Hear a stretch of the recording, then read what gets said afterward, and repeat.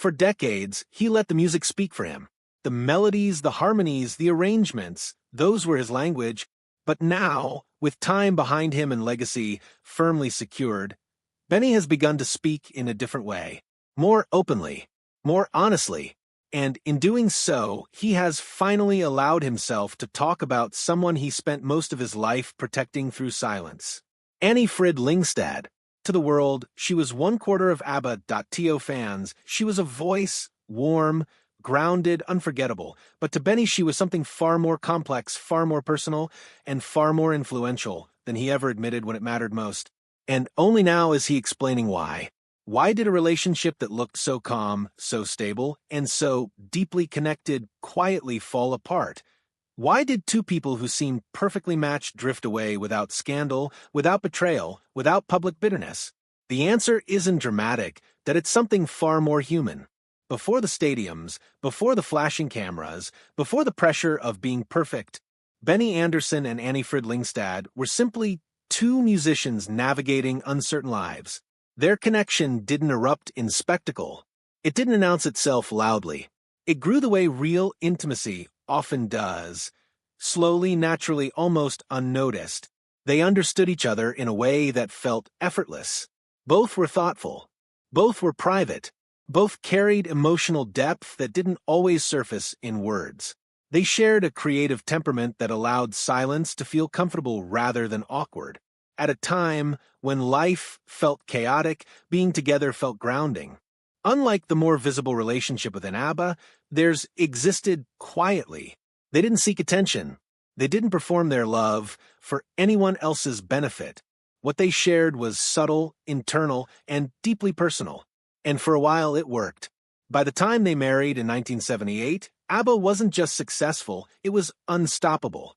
Their lives were no longer their own. Every day belonged to schedules, obligations, expectations, and an industry that never slowed down. Their wedding reflected who they were. No spectacle, no excess, just an intimate moment in the middle of a life that had grown impossibly loud. They had already seen what fame could do to a marriage. They knew how relentless it could be, and they genuinely tried to protect what they had. But love doesn't exist in isolation. It lives inside circumstances, and ABBA's circumstances were unforgiving. The work never stopped, studio sessions blurred into tours, tours turned into interviews, interviews turned into expectations. There was no space to rest emotionally, no room to process, no pause to reconnect. And for two people who were naturally sensitive, introspective, and emotionally guarded, the constant exposure became exhausting in ways few people could see. From the outside, ABBA looked effortless, joyful, polished, harmonious. But behind that image were four individuals carrying private struggles while trying to appear flawless. Frida carried more than most people realized. Her early life had been shaped by loss and instability. Even in moments of success, she carried a quiet sadness that she didn't easily share. She felt deeply, and she needed emotional presence to feel safe. Benny, on the other hand, processed the world differently. When emotions became overwhelming, he retreated inward. Music made sense to him. Chords obeyed logic. Melodies followed structure. People didn't. Where Frida needed closeness, Benny needed space. Where Frida needed reassurance, Benny needed silence. Neither was wrong. But slowly, without dramatic arguments or obvious fractures, they began drifting toward different emotional needs. Their separation didn't arrive with chaos. It came quietly. No shouting matches, no public confrontations, no betrayal. Just distance. The kind that grows when two people are exhausted, emotionally depleted, and no longer standing in the same place, even if they still care deeply. By 1980, the gap was undeniable. They still respected each other. They still understood each other. But understanding wasn't enough anymore. Their divorce in 1981 reflected everything about who they were. Calm, private, heartbreaking in its restraint. What made it even harder was that their story didn't end there. Because ABBA didn't end there. Most people get space after a breakup. They step away. They heal privately. Benny and Frida didn't have that luxury. They still had to work together, sing together, smile together, stand side by side while millions watched, and they did it with grace. There were no public feuds, no bitter interviews, no attempts to rewrite the past. They remained professional, respectful, and deeply dignified. It's one of the least talked about aspects of ABBA's legacy, and one of the most impressive. Their story proves something uncomfortable but true. Sometimes love doesn't fail because it was weak. Sometimes it fails because life becomes too heavy for it to survive. For most of his life, Benny avoided talking about emotions. He spoke about music instead. Arrangements, harmonies, structure, craft. People mistook that for coldness. It wasn't. It was simply how he protected himself. But age has a way of changing priorities. At 78, Benny no longer feels the need to guard every thought. And when he talks about Frida now, something different comes through. Warmth, gentleness, gratitude. He describes her as steady, thoughtful, musically intuitive in a way that made everything easier. And for someone known for understatement, those words carry weight. Frida didn't just sing Benny's music. She understood it. He would sit at the piano, working through a melody, unsure if it had found its shape. Frida would listen quietly. No interruption. No rush.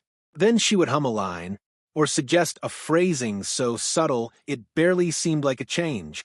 And suddenly, everything made sense.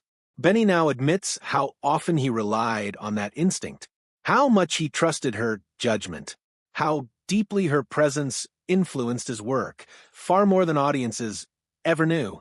She didn't dominate the room. She didn't demand attention. She simply delivered every time.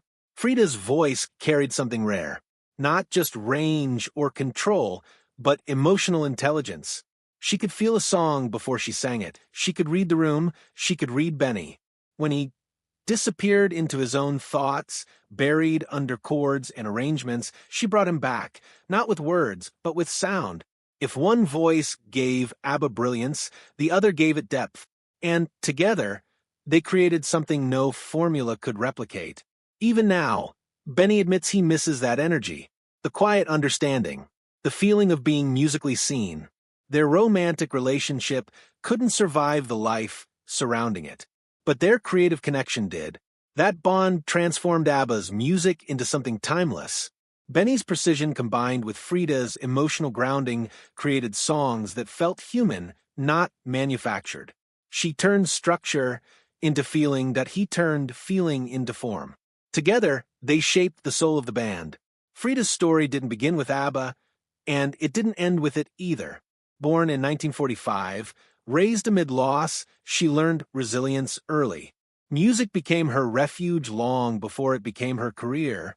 After ABBA, she didn't chase relevance. She explored artistry on her own terms.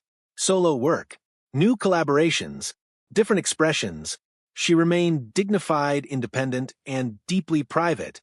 Her voice continued to resonate, not because of nostalgia, but because it carried authenticity. Benny's path was shaped by curiosity and discipline. From his teenage years in Stockholm to global success, he approached music like a craftsman. After ABBA, he didn't stop creating.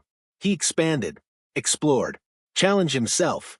Projects like Chess allowed him to tell longer stories through music, proving that his talent was never limited to pop.